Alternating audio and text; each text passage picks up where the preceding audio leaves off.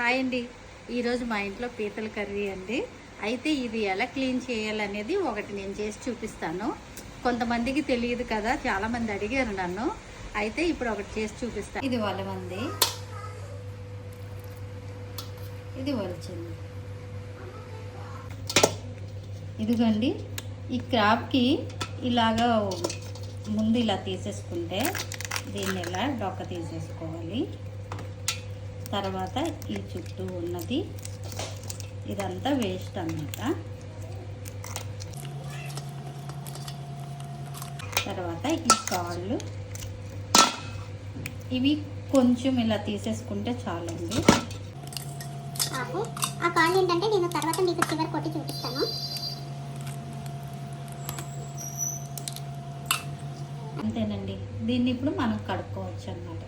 ఈ లెగ్ ఉంది కదా, దీన్ని ఇక్కడ ఇలా